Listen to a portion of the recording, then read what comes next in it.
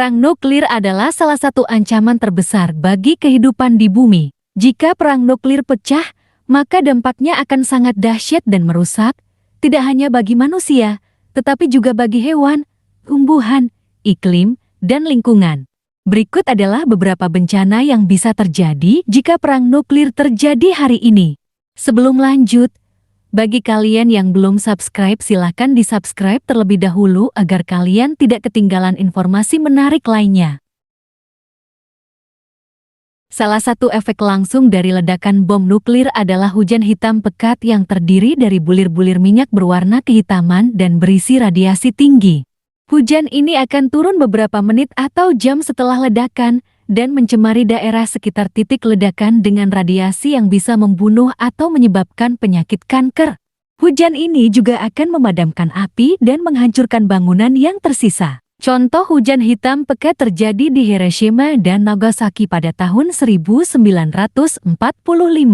Ledakan bom nuklir juga akan menghasilkan gelombang radiasi elektromagnetik yang bisa merusak sistem kelistrikan dan elektronik di jarak yang jauh dari pusat ledakan. Gelombang ini bisa mematikan lampu jalan, televisi, telepon, komputer, dan peralatan lainnya yang bergantung pada listrik.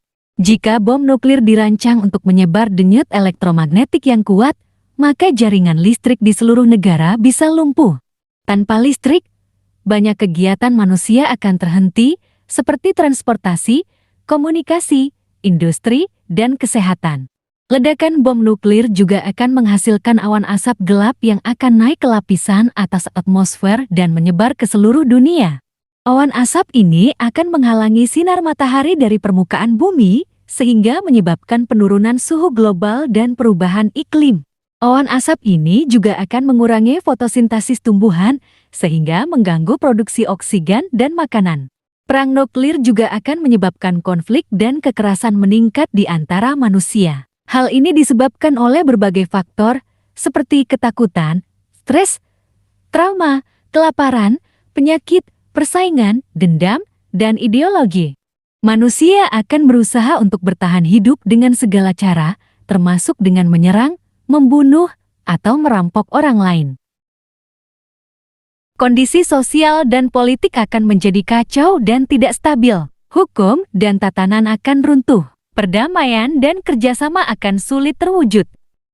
Perang nuklir juga akan menyebabkan kehilangan budaya dan peradaban manusia. Banyak pengetahuan, sejarah, seni, agama, bahasa, dan tradisi yang akan hilang atau rusak akibat dari perang nuklir. Diperkirakan bahwa perang nuklir bisa menyebabkan kematian lebih dari 90% populasi manusia dan hewan. Jika hal ini terjadi, maka peradaban manusia bisa runtuh dan bumi bisa menjadi planet mati. Senjata nuklir saat ini sudah semakin berkembang dan kian mematikan. Senjata nuklir modern biasanya berupa senjata termonuklir atau hidrogen yang memanfaatkan reaksi fusi untuk menggabungkan atom hidrogen. Jika senjata termonuklir ini digunakan dalam perang nuklir secara penuh, yaitu dengan skala besar dan menargetkan kota-kota besar, maka dampaknya akan sangat dahsyat dan mungkin tidak ada yang bisa bertahan hidup. Selain itu, perang nuklir juga dapat menyebabkan dampak jangka panjang seperti musim dingin nuklir, kanker, mutasi genetik, dan kepunahan spesies. Oleh karena itu, perang nuklir adalah sesuatu yang harus dihindari dan dicegah oleh semua negara di dunia. Perang nuklir tidak akan membawa manfaat bagi siapapun, melainkan hanya akan membawa bencana bagi umat manusia dan planet bumi. Oleh karena itu, perang nuklir adalah sesuatu yang harus dihindari dan dicegah oleh semua negara di dunia. Perang nuklir tidak akan membawa manfaat bagi siapapun, melainkan hanya akan membawa bencana bagi umat manusia dan planet bumi. Jika perang nuklir terjadi, ada beberapa hal yang bisa dilakukan untuk bertahan hidup, seperti berlindung di tempat yang aman dan terlindung dari radiasi, seperti ruang bawah tanah atau tempat perlindungan, menjauh dari daerah yang terkena ledakan atau asap nuklir. Menggunakan perlindungan diri seperti masker, pakaian tebal, dan sarung tangan untuk mengurangi paparan radiasi.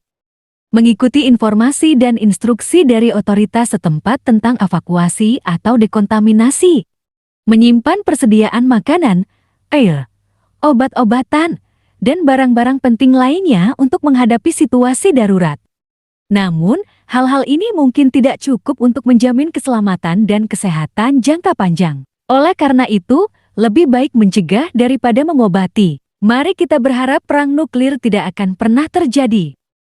Usai sudah perjumpaan kita hari ini, nantikan video-video seru lainnya. Terima kasih sudah mengikuti hingga akhir pembahasan. Sampai ketemu di episode selanjutnya.